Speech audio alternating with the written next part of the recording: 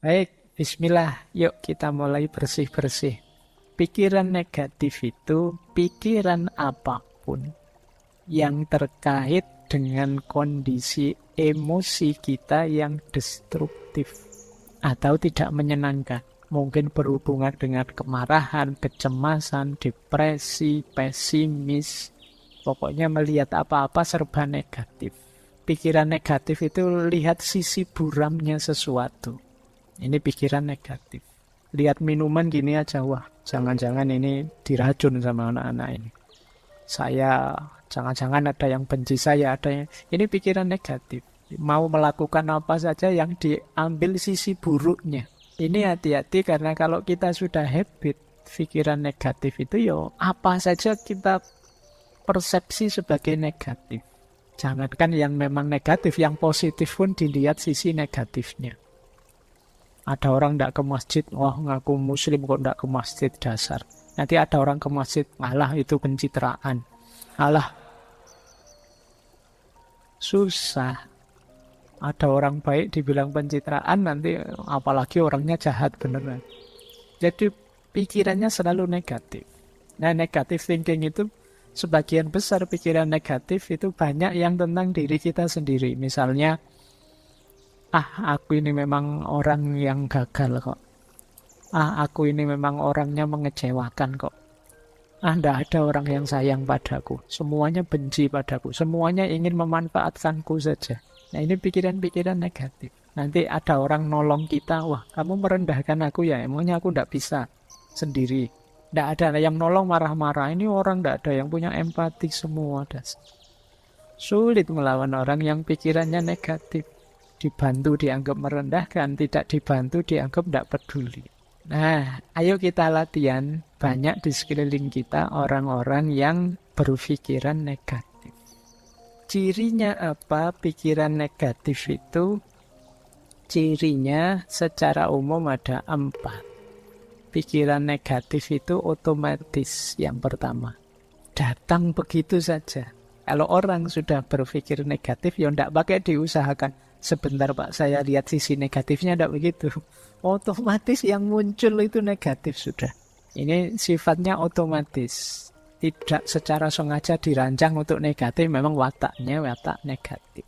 Jadi kalian mungkin ada yang sering berpikiran negatif, sadarilah bahwa itu munculnya sering otomatis saja. Mungkin karena sering kita lakukan, sering kita biasakan. Yang kedua, pikiran negatif itu distorted, terdistorsi. Maksudnya terdistorsi itu kalau melihat sesuatu tidak utuh, hanya dilihat sisi jeleknya saja. Misalnya ngaji filsafat ini kan kurangnya juga banyak. Meskipun bagi banyak orang manfaatnya juga ada, tapi yang manfaat tidak dilihat, yang dilihat jeleknya saja. Mungkin ngaji kok selesainya jam 10 malam itu pun ngomong sendiri Pak Faiznya tidak ada.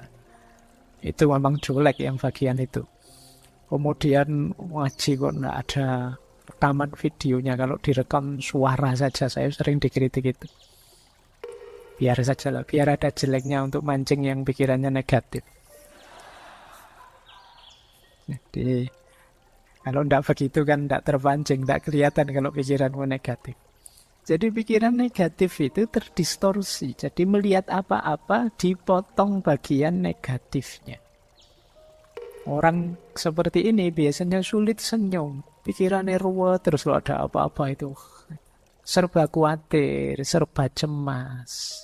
Karena dia menggunakan kacamata buram terus, negatif terus. Yang ketiga, obstruktif. Obstruktif itu pikiran ini menghalangi kita untuk mencapai tujuan-tujuan tertentu. Karena pikiran negatif ini akhirnya kita kuliahnya tidak bisa maksimal. Mau kuliah ke kampus bawa motor, wah di kampus itu parkirannya kacau, kalau motorku hilang gimana?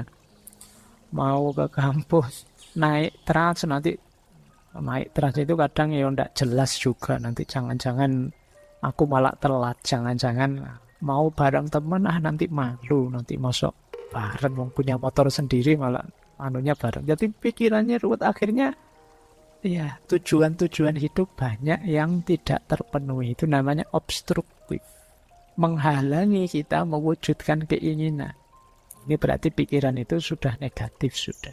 Kemudian yang terakhir, pikiran negatif itu plausible. Plausible itu masuk akal. Masuk akal menurut kita yang berpikiran negatif.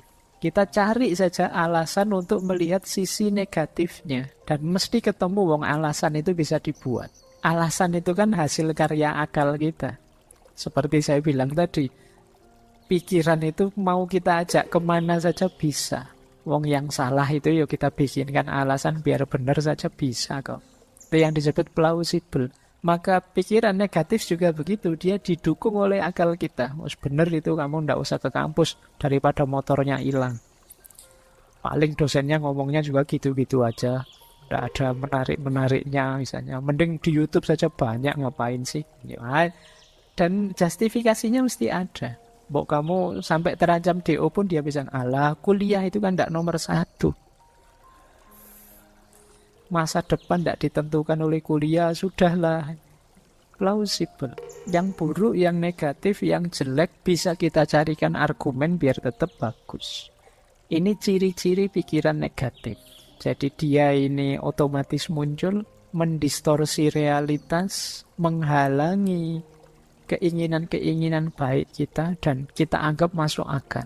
Padahal itu ya sebenarnya ya negatif. Ayo ya dicari kalau ada makhluk seperti ini dalam diri kita, ayo dibersihkan. Jadi kok tiba-tiba kita melihat negatifnya sesuatu, coba tanya, ini memang negatif saja atau ada positifnya sih? Oh ada positifnya sih. Cuma tadi belum sempat saya baca, tapi menurut saya yang negatif juga perlu diperhatikan. Nah, kalau ini sudah mending, sudah melihat sesuatu lebih luas. Tidak sekedar melihat negatifnya saja. Nah, sekarang kita pelajari akar-akarnya ya. Agak banyak ini, yang biasanya jadi sumber pikiran negatif.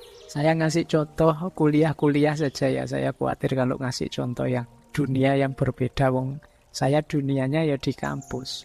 Yang pertama, sumber pikiran negatif itu bisa jadi dari penyaringan kita.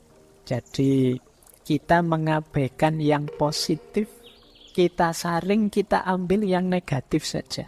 Nah ini namanya menyaring.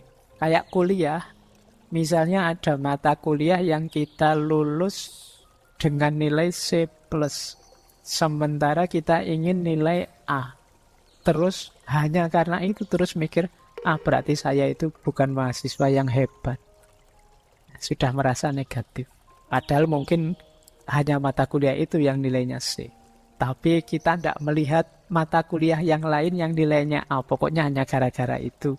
Jadi kita saring, kita ambil yang jeleknya saja. Ini akar pikiran negatif. Orang seperti ini biasanya juga sulit mengapresiasi keberhasilan orang lain. Ada orang prestasinya 10, ada satu yang buruk, ya satu yang buruk ini yang dikejar-kejar. Ini berarti cara berpikir penyaringan. Menyaringnya diambil yang jelek-jelek saja. Ini akar yang pertama. Akar yang kedua, lahirnya pikiran negatif itu karena cara berpikir hitam putih. Kalau tidak A ya B. Jadi hidup ini ya kalau nggak gagal ya sukses. Nggak pernah kita pikir ada orang itu nggak sukses-sukses amat. Mungkin bisa kita sebut dia setengah sukses. Ya kamu nggak gagal banget ya setengah gagal atau seperempat gagal lah misalnya. Kan apa nggak bisa begitu. Kita selalu inginnya langsung kalau nggak baik ya mesti buruk. Orang itu kadang-kadang ada yang abu-abu juga. Entah baik, entah buruk kita juga tidak tahu fullnya gimana. Tapi ya ada baiknya, tapi juga ya tidak sepenuhnya baik lawang manusia aja. Nah kita sulit berpikir gini, kita mikirnya selalu hitam putih. Kamu anak soleh apa anak mursal misalnya, itu kok hanya 2 itu. Woyo alternatifnya bisa banyak. Jadi kamu boleh kok bilang, Pak, saya itu anak 1/4 soleh, Pak. Jadi yang 3/4-nya masih agak mursal, tapi ya lumayan lah ada 1/4-nya. Nah, ini kan bisa saja orang begitu. Saya itu ya kalau sholat, puasa yang wajib-wajib ya rajin, Pak. Tapi ya bohong juga masih sering. Nah, ini kan tidak bisa pure putih, tidak bisa pure hitam. Tapi orang yang berpikirnya serba hitam putih itu sering terjebak ini. Karena dia tendensinya negatif ya terus. Kalau ndak putih pasti hitam. Kalau ndak A pasti B. Ini membuat orang kemudian pikirannya jadi negatif. Yang ketiga, generalisasi berlebihan. Hanya karena melihat temannya yang satu ini datang kuliah telat, langsung dijudge, wah dasar kamu mahasiswa males. Padahal itu ya baru saat itu saja telat. Tapi yo dari hanya sekali itu kita simpulkan untuk semuanya. Ini namanya generalisasi berlebihan. Kadang juga untuk dirinya sendiri. Aku ini memang orang yang gak jelas misalnya. Yang ngomong awake dhewe. Padahal mungkin hanya dari satu fakta. Hanya sekedar lupa naruh kunci misalnya. Itu dirinya sendiri dimaki-maki. Dasar bodoh, dasar orang pelupa. Ini namanya over generalisasi. Apa ya sih hanya karena itu saja kok. Besok lupa lagi kunci. Wah tambah kamu marahi lagi. Wah sekarang sudah benar memang aku ini orangnya pelupa padahal belum tua. Masih muda kok sudah pikun, aku ini pokoknya dimarah-marahi sendiri dirinya. Ini jenis negatif thinking. Mikirmu serba negatif. Kalau yang positif kan tidak sedasar itu. Oh kuncinya ketinggalan. Biasa manusia itu tempatnya salah dan lupa. Besok ketinggalan lagi. Biasa manusia itu salah dan lupa. Jadi argumennya sama, cuma intonasinya yang agak berbeda. Nanti hari ketiga ketinggalan lagi. Biasa, masih rada abot wisan. Jadi biar positif, jadi tidak negatif thinking. Hati-hati gaya berpikir ini sering menjebak kita pada cara berpikir negatif. Hanya dari satu fakta kita anggap keseluruhannya begitu. Hanya lihat satu fakta kita berpikirnya hitam putih. Kalau tidak A ya mesti B. Kalau anak ini nilainya tidak bagus ya pasti dia anak bodoh ini mesti. Padahal mungkin saja semester itu pas nilainya jelek ada peristiwa-peristiwa luar biasa yang dia tidak bisa nilainya bagus. Atau disaring, dipilih yang jeleknya saja. Terus akar pikiran negatif bisa juga karena terburu-buru menyimpulkan. Jadi biasanya ini berhubungan dengan kita menganggap kita tahu pikirannya orang lain seperti apa. Kesusu kita simpulkan. Misalnya kita dapat nilai jelek terus kita simpulkan mesti dosen itu tidak senang padaku, sentimen itu mesti. Nah ini terburu-buru menyimpulkan. Kita menebak pikirannya orang lain terus kita simpulkan hanya dari situ saja. Jadi wah temanku ini mesti marah ini padaku. Padahal mungkin saja tidak. Benci dia sekarang mungkin. Pacarnya tak ambil loh misalnya. Padahal mungkin juga tidak. Tapi kan kamu kesusu menyimpulkan begitu. Siapa tahu dia malah terima kasih pada kita.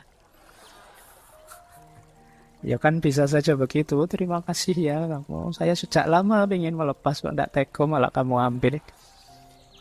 Kan bisa saja begitu. Jangan kesusu disimpulkan. Sebelum kamu memang jelas faktanya. Biasanya kalau mengira-ira seperti ini memang cenderung negatif. Wah mesti dimarahi saya ini. Wah mesti kecewa dia padaku. Wah orang tuaku mesti tidak suka aku begini. Terus kita gelisah sendiri. Padahal pulang beneran ketemu orang tua ya tidak semarah itu. Tidak seperti bayangan kita. Nah akar pikiran negatif yang lain yaitu katastrofisme. Jadi katastrof itu bencana bahaya. Nah, ketika kita mikirnya selalu yang terburuk, yang terjadi. Ujiannya belum, tapi kita sudah merasa, mesti semester ini jatuh nilaiku, mesti jatuh nilaiku. Nah, ini katastrofisme. Yang dibayangkan alternatif paling jeleknya. Mau ngaji filsafat sudah mikir, mesti aku tidak paham, tidak ngerti filsafat itu berat. Sejak awal sudah nganggap berat, ya mesti aja ya. Seperti tadi kita ditentukan oleh pikiran kita. Ya berat beneran akhirnya. Ini cara berpikir katastrofisik. Jadi mikirin negatif terus. Yang jelek-jelek, yang berat-berat. Yo, yang terjadi ya akhirnya ya itu. Kok tidak mikir yang enak-enak saja. Alhamdulillah nilaiku jatuh, berarti ini alamat harus belajar lagi. Alhamdulillah masih diberi kesempatan untuk belajar lagi. Misalnya. Jadi ngambil sudut positifnya. Alhamdulillah uangku habis, ini berarti tidak berani macam-macam, ini tidak bisa ngopi, tidak bisa nongkrong, ngaji aja lah gratis misalnya. Loh kan, Alhamdulillah kamu dapat yang bagus. Jadi mikir sudut positifnya. Coba uangku masih banyak, mikir kemana-mana, jalan-jalan di mall, jajan macam-macam. Tapi karena uangnya habis, ngaji saja, berdoa, minta rezeki sama Allah. Lumayan agak dekat sama Allah. Diberi sakit juga begitu, tidak harus negative thinking. Alhamdulillah ada sakitnya, ada remnya, lumayan buat alasan tidak masuk kuliah. Nah, jadi berpikir selalu ambil sudut positifnya. Ada juga akar pikiran negatif itu personalisasi. Personalisasi itu kita merasa bahwa kitalah yang mempengaruhi situasi. Seolah-olah kita yang bisa mempengaruhi apa yang terjadi di sekeliling kita. Ini salah saya, ini karena saya. Kadang-kadang nonton bulu tangkis saja mikirnya, kalau saya nonton mesti kalah itu. Ya, mungkin kalian nonton sepak bola juga begitu. Aku tidak nonton, kalau saya nonton kalah mesti loh. Padahal itu ya apa faktornya karena dirimu yang nonton, ya memang kenyataannya begitu. Ini namanya personalisasi. Kamu terlalu nganggap dirimu berpengaruh. Tapi secara negatif. Akhirnya kamu tidak nonton. Ya kamu tidak nonton, ya tetap kalah. Tapi kamu merasa kalau kamu nonton, kamulah penyebab kekalahan itu. Sudahlah, tidak usah ngajak saya. Kalau saya ikut itu biasanya gagal. Itu namanya personalisasi. Pikiranmu negatif saja. Baik. Ada lagi pikiran negatif itu karena itu tadi, salah memahami. Harusnya ini di luar kontrol, kita anggap dalam kontrol kita.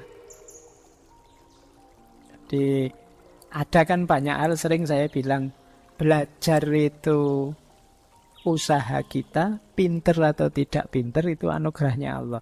Kalau ini anugerahnya Allah berarti di luar kuasa kita. Bukan salahmu kalau kamu tidak pinter. Tapi kalau kamu malas belajar itu salah. Awas keliru identifikasinya. Jadi ada hal-hal yang bisa kita kontrol, ada hal-hal yang tidak bisa kita kontrol. Harus pas merumuskannya. Jadi kamu naksir seseorang, kamu nembak, itu dalam kuasamu. Karena kamu nembak atau tidak nembak kan kekuasaanmu. Tapi kamu diterima atau ditolak, itu di luar kuasamu, itu urusan yang ditembak. Nah, kalau kamu tidak bisa menerima yang seperti ini, ya nanti lahirnya bisa negative thinking. Seolah-olah kamulah yang menyebabkan kamu ditolak. Mungkin kamulah yang menyebabkan kamu tidak pinter. Kamulah yang menyebabkan asal kamu tidak males, ikhtiar sudah maksimal secukupnya, ya hasilnya apapun terimalah. Karena ada hal-hal yang di luar kontrol kita. Sudah nawa itu niat mau berangkat ikut ngaji. Sudah mengeluarkan motor. Kok ya dilalah bensinnya habis. Uang tidak ada untuk beli bensin malam hari ini, terus balik lagi. Nah ini kan berarti ada hal-hal yang di luar kuasamu sudah. Tidak terbayangkan tadi bensinnya kok pas habis. Nah ini, jadi niat ngaji masih dalam kuasamu, tapi ada terjadi peristiwa-peristiwa di luar kuasamu, ya sudah. Biasanya orang yang berpikir negatif kalau terjadi peristiwa seperti ini, waduh, salah apa aku, dosa apa aku. Jangan-jangan kemarin menyakiti hati temanku sampai aku diazab seperti ini ya. Karena mikirnya ngono.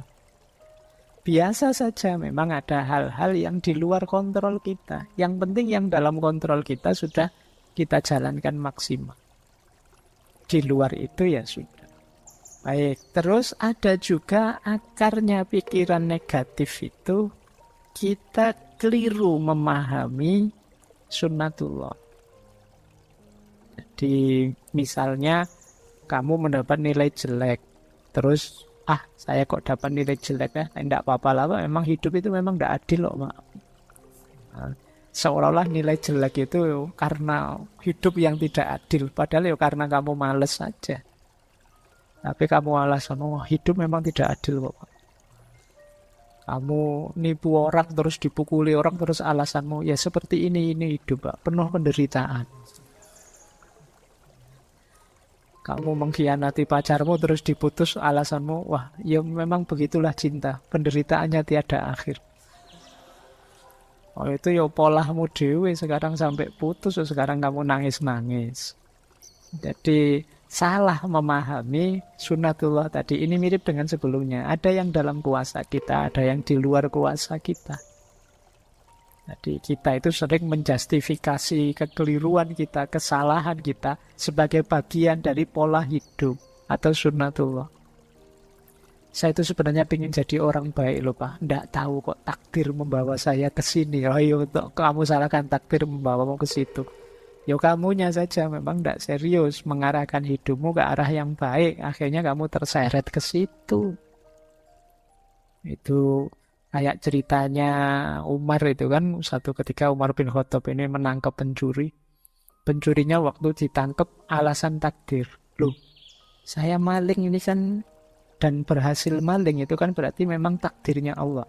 Kalau Allah tidak mengizinkan saya maling, apa bisa saya maling? Wah, alasannya mantap itu.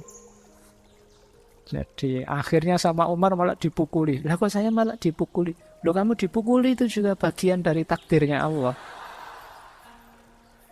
Juga kamu pakai alasan takdir untuk menjustifikasi kesalahanmu. Ada lagi pikiran negatif yang lahir dari orang yang selalu menyalahkan, mencari kambing hitam. Nah, kalau tadi kan yang ditembak dirinya sendiri, kalau ini nembak keluar, menyalahkan. Wah ini hujan terus ini, gara-gara kamu sih. Nah ini yang disalahkan orang lain. Ada apa saja nyari kambing hitam. Orang lain yang salah. Ini juga jenis pikiran negatif. Oke, saya lanjutkan biar nanti nyampe. Ada lagi pikiran negatif itu karena emosi. Jadi emosi yang berlebihan. Menganggap yang kita rasakan itulah nanti yang sebenarnya. Padahal kadang-kadang perasaan kita dengan kenyataannya kadang ya tidak benar. Kadang-kadang kita itu agak sentimental, agak dramatis, agak apalah, kita sering agak-agak begitu, tapi ini kita anggap yang sebenarnya. Wah, saya ini orangnya mudah kalah Pak. Saya itu sejak dulu saya membaca hidup saya itu selalu gagal. Nah ini emosional. Nah, padahal itu cuma perasaanmu, tapi akhirnya kamu bawa dalam hidupmu yang sebenarnya bahwa kamu itu orang yang gagal. Ini namanya emosi yang tidak terkendali. Sering membawa pikiran-pikiran negatif. Jadi seperti orang minder itu kan sering emosinya tidak terkendali. Siapalah saya? Ya bukan berarti terus jadi orang sombong, tapi biasa saja lah. Tidak usah terlalu didramatisir, tidak usah terlalu emosional. Nanti digoda temennya terus tersinggungnya banget. Temennya guyon sini baper misalnya. Karena emosinya tidak terkendali. Ini juga sering jadi pikiran negatif. Hati-hati karena orang yang semacam ini itu kan biasanya tidak nyaman. Kalau dekat orang lain, kita juga tidak kerasan dekat orang seperti ini. Dia kalau bergurau kelewatan, begitu dibalas tersinggung. Nah, ini emosional. Hati-hati, ayo kita bentuk diri yang positif, tidak yang negatif. Terus ada lagi salah paham tentang perubahan. Tapi ini digantungkan pada orang lain. Ini mirip seperti kambing hitam tadi. Kalau kamu jujur sejak awal, aku tidak akan begini. Nah, ini salah paham tentang perubahan. Padahal mungkin yang harus dirubah dirimu, bukan dirinya. Tapi kamu merasa harus orang lain yang berubah. Biar aku jadi lebih baik, biar aku hidupku nyaman, enak. Ini juga akar pikiran negatif. Jadi selalu Coba ketua kelasnya bukan kamu. Wah, kelas kita ini mesti lebih sukses semuanya. Nah, ini dilempar ke orang lain yang disuruh berubah. Bukan dia yang berubah. Padahal mungkin kamu juga harus berubah. Jangan hanya nyuruh orang saja. Jangan hanya ngeritik orang saja. Kamu juga harus berubah. Tapi biasanya di tipe pikiran negatif ini orang hanya melihat menuntut orang lain untuk berubah, bukan dirinya sendiri. Yang selanjutnya, akar pikiran negatif itu memberi label buruk pada diri sendiri maupun orang lain. Jadi kalau dalam Islam kan dilarang memberi alqab wala tanabasu bil alqab. Ini negatif. Memberi label-label kalau kayak di medsos itu kan sampai hari ini kan masih rame. Oh, dasar apa gitu kan, itu kan memberi label buruk. Ini negatif secara psikologi, juga negatif menurut agama. Ayolah ngasih label yang baik-baik saja. Jangan ngasih label yang buruk-buruk. Kalau di kita kan sering namanya bagus, tapi panggilannya ganti. Kalau ada yang punya panggilan jelek ya diganti panggilan yang baik saja. Kalau sulit manggil baik-baik ya panggil sayang aja semuanya. Biar enggak pakai nama-nama yang jelek. Jadi yuk ngasih label yang enak. Kita lanjutkan. Nah, ini ada beberapa tips untuk menghadapi pikiran negatif. Yang pertama, diakui. Ngaku saja kalau saya masih negatif pikirannya, tidak apa-apa. Karena kalau tidak ngaku ya tidak ada perbaikan. Kalau tidak terima ya tidak ada cara untuk jalan keluarnya. Tapi ayo kita terima, iya Pak, saya itu masih sering berpikiran negatif. Saya itu masih sering mikirnya jelek-jelek terus. Nah, kalau sudah ngaku, ayo coba luangkan waktu mikir sebentar.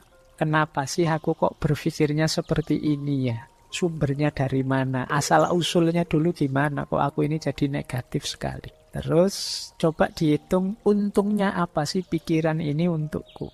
Atau alasannya apa? Buktinya apa kalau pikiranku ini benar? Atau jangan-jangan hanya ketakutanku saja? Terus tanyakan juga, apa pikiranku ini sudah tidak teratasi, tidak bisa diubah? Mestinya ya bisa ya. Atau aku perlu tidak bantuan orang lain untuk mengatasinya? Nah, coba dijawab pertanyaan-pertanyaan ini untuk menyingkirkan pikiran negatif. Kalau sudah tuntas menjawab, ketahuan asal-usulnya, langkah ketiga yaitu reframing. Kita frame ulang. Kalau tadi melihat sisi negatifnya, sekarang saatnya melihat sisi positifnya. Tema malam hari ini kan bersih-bersih pikiran negatif. Antara lain caranya ini. Kita akui, kita uji, dan kita bikin frame ulang yang positif. Nah, ini pikiran positifnya. Cara untuk melatih berpikir positif adalah yang pertama, ayo mengenali kelebihan-kelebihan dan keberhasilan-keberhasilan kita. Tidak ada orang itu yang hidupnya negatif terus. Pasti pernah mengalami hal-hal positif. Bila perlu ditulis. Boleh teman-teman kalau ada waktu ya, bawa kertas atau buku tulisan. Kelebihanku itu apa saja sih kira-kira? 1, 2, 3, 4, 5 apa saja. Pasti ada kok kalau teman-teman. Tidak mungkin tidak ada kelebihan sama sekali. Ya kemungkinan banyak tapi tidak ketahuan saja. Kalau kalian jeli mungkin ketemu, oh ternyata saya itu orangnya begini, orangnya begitu. Coba ditulis saja.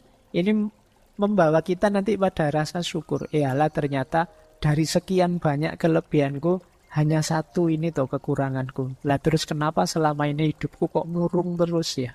Nah, ini coba kalian, tidak apa-apa wis latihan nulis. Meskipun tulisannya disembunyikan untuk diri sendiri juga tidak apa-apa. Mungkin malu kalau dibaca orang lain ya tidak apa-apa. Tapi paling tidak kan melakukan muhasabah sendiri. Apa kelebihan-kelebihanku? Boleh juga capaian-capaianku. Alhamdulillah Pak, saya dulu bisa lulus TK tepat waktu. Misalnya. Loh, itu kan prestasi. Mungkin ada yang TK-nya tidak tepat waktu. Nah, jadi dan banyak capaian-capaian yang lain gitu. Saya selalu sukses Pak tiap bulan menghabiskan kiriman orang tua. Wah, oke. Alhamdulillah. Barokah berarti kirimannya orang tua. Iya Pak, selalu bisa saya habiskan dengan sukses. Coba ya kamu hitung capaian-capaian. Banyak lah mesti, tenang saja. Saya berhasil membuat dosen saya marah Pak. Oh, itu baik, ya capaian yang baik ya. Nanti kamu tulis, biar apa? Biar yang kedua masuk. Gimana caranya kamu bisa bersyukur. Kalau kamu sulit menemukan kelebihan atau capaian hidup prestasi, tapi yang kedua ini pasti kamu ketemu. Hal-hal yang bisa disyukuri. Mudah untuk mencari hal yang bisa disyukuri. Kalau kalian sulit, bandingkan dirimu dengan orang yang situasinya lebih sulit darimu. Dan itu banyak. Mungkin kamu masih sehat lah, mungkin kamu masih hidup lah, mungkin kamu masih bisa ketawa lah, mungkin banyak hal yang bisa kamu syukuri. Nah ini akan banyak mengubah hal yang negatif jadi positif. Terus cari circle yang positif. Cari teman yang juga positif. Kalau temanmu negatif semua, ya lama-lama kamu terpengaruh negatif. Cari teman yang enak, diajak bersama-sama, yang mikirnya selalu yang baik-baik, membooster semangatmu. Kemudian pinter-pinter bikin afirmasi, self-talk yang positif. Ngomong yang baik-baik saja deh. Tidak hanya dengan orang lain, dengan dirimu juga begitu. Buang kalimat-kalimat yang merendahkan diri. Dasar aku ini orang bodoh, dasar aku ini orang tidak pinter, dasar aku ini orang malas. Sudahlah, ganti kalimat yang lebih positif. Daripada kamu marah misalnya, dasar aku orang malas, ganti kata dengan yang lebih positif. Ah, ternyata aku ini orangnya penggemar rebahan. Ya tidak apa-apa kan, bukan kalimat yang negatif. Ternyata aku orang ini yang pintar menikmati waktu luang misalnya. Nah, ya nama lainnya males. Baik, jadi ini cari self-talk yang lebih positif. Biar pikiranmu juga positif. Jaga kesehatan tentu saja ya. Kalau kamu tidak sehat ya pingin sepositif apapun ya berat. Tapi kalau kamu sehat lebih mudah. Relax, humor. Hidup jangan kenceng terus, kaku terus. Ya ada guyonnya sedikit-sedikit tapi juga jangan guyon terus. Relax saja, santai, nikmati, mengalir saja. Hidup itu mengalir saja mesti ada humornya, banyak yang lucu. Hidup jadi tidak lucu karena kamu serius terus, kamu pegang terus dengan keras. Biarkan saja kamu nikmati setiap prosesnya, mesti beragam. Ada seriusnya, ada lucunya, ada hidup itu begitu karakternya. Kok hidup itu seragam? Kok ini rasanya humor terus, Pak? Ada yang tidak beres. Kamu berlebihan di situ. Atau kok serius terus, Pak? Ada yang tidak beres. Kamu ada yang berlebihan pasti. Secara natural hidup itu pasti ya ada naik, ada turun, ada serius, ada humor. Terus banyak belajar hal baru. Ya, banyaklah belajar tentang yang baru-baru. Yang baru ini menarik. Biar kamu tidak sibuk dengan pikiran-pikiran lama yang negatif. Nah, jadi setelah dibersihkan tadi, diisi dengan yang positif. Memulainya dengan hal-hal ini. Nah, ada teori yang menarik. Ayo belajar dari positivitasnya anak kecil. Anak kecil itu berpikirnya sangat positif. Anak kecil itu dia ingin tahu apa saja, ingin mencoba apa saja. Melakukan hal-hal yang pintar, kadang-kadang juga hal-hal yang konyol. Mereka juga bertengkar dengan temannya, tapi terus rukun lagi. Mereka jatuh, ya bangun lagi. Kalau gagal, ya penasaran, diulang lagi. Mereka bisa kecewa, tapi gampang punya harapan baru. Mereka juga punya ketakutan, tapi segera setelah itu mereka tetap bisa ceria, bisa gembira. Kalau sedih ya mereka nangis, tapi tidak lama terus lupa, bisa ketawa-ketawa lagi. Itu enak, nyaman kalau anak kecil. Ini yang disebut positivitasnya anak kecil. Kalau kita kan tidak. Kita setelah jatuh itu bangunnya lama. Ada putus asanya, ada mengeluhnya, ada nyanyi-nyanyinya. Wah, anjak kita. Tidak bangun-bangun. Kalau sudah kecewa, wah kita dendamnya bisa sampai ujung dunia. Kalau anak-anak itu habis bertengkar, orang tuanya ikut belani bertengkar. Dia sudah rukun, orang tuanya masih bertengkar. Itu positivitasnya anak kecil. Jadi hidup jadi ringan. Wajar saja. Tidak ada anak kecil itu kok suudzon apa. Tidak ada. Ya mikirnya positif terus. Jadi pikirannya selalu positif. Yo, fakta ini menunjukkan berarti pikiran negatif itu tidak tidak fitri. Itu buatan, pengaruh dari luar. Aslinya kita secara murni itu positif. Buktinya apa? Anak-anak yang belum banyak terpengaruh macam-macam itu sangat positif hidupnya. Tidak ada anak kecil itu yang dendam, tidak ada anak kecil itu yang putus asa, terus menganggap dunia ini gelap kalau begitu. Tidak begitu, tidak ada. Biasa saja. Mereka ya kalau ingin apa-apa ya kadang tidak terpenuhi ya nangis. Tapi setelah nangis terus ya biasa, bisa ketawa-ketawa lagi. Ini namanya belajar positivitas dari anak kecil. Jadi itu tadi ya teman-teman, babak pertama kita belajar bagaimana caranya mengatasi negative thinking. Sekarang kita masuk ke sini, overthinking. Ini banyak sekali di antara kita. Kalau ini mungkin bukan negatif tapi bulat. Kamu terjebak di dalamnya. Overthinking itu satu keadaan di mana orang terlalu banyak menghabiskan waktu memikirkan sesuatu tanpa mengarah pada solusi yang efektif. Orang overthinking itu mikir di situ terus tidak pindah-pindah. Yang membuat dia stres, depresi sendiri. Jadi berpikir yang tidak perlu, yang harusnya tidak dipikir malah dipikir. Berpikir yang tidak tepat. Mikirnya jangan bagian itunya, itu di luar kuasa kita. Tapi kita tetap ngeyel mikir di situ. Atau berpikir yang terlalu banyak. Tidak ngerti kapan stop. Mikir juga harus ngerti kapan stop. Pak, saya sudah buntu, Pak. Ya sudah buntu, ya berarti stop. Buntu kamu ngeyel terus, yo. Stres kamu. Ini jalannya gimana ya? Saya baca buku kok tidak paham-paham. Kamu pikir tidak paham ya sudah ditutup. Kalau tidak, kamu nanti overthinking. Jadi beban besar di kepalamu. Harus ngerti apa yang perlu dipikirkan, mana yang tidak perlu dipikirkan. Harus tahu kalau memang saya pikirkan bagian mana yang harus saya pikirkan. Kalau sudah pas bagian yang saya pikirkan, mampu tidak saya mikir ini? Bisa tidak nyampe solusi? Kalau enggak ya sudah mandek, sesuai porsinya. Jadi, dan arahnya ke solusi bukan ke masalah. Banyak orang mikir itu fokus di masalahnya, akhirnya bulet.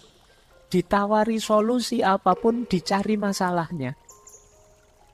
Kalau pakai solusi ini gimana? Loh, kalau solusi itu kan nanti jadi begini efeknya. Ya sudah, solusi ini saja. Jangan, kalau solusi itu nanti ada masalah ini. Ya sudah, solusi yang ini. Apalagi yang itu, Pak, nanti ada masalah ini. Ini namanya overthinking. Jadi mikir yang tidak ngerti kapan harus berhenti. Kamu fokus di masalah terus. Tidak ketemu-ketemu solusi. Kalau ketemu solusi, kamu tanya lagi, kamu pertanyakan lagi, kamu permasalahkan lagi. Akhirnya ruwet, jadi beban. Nah ini overthinking. Penyakitnya anak-anak hari ini itu kan pengaruhnya medsos itu overthinking sudah. Pak, saya kok lama sekali tidak dapat pasangan, Pak. Nah, itu banyak yang mengeluh. Ya sudah cari tidak dapat ya Pak. Ya sudah. Kamu tunggu saja. Lah nunggu sampai kapan, Pak? Sulit menghadapi orang overthinking itu.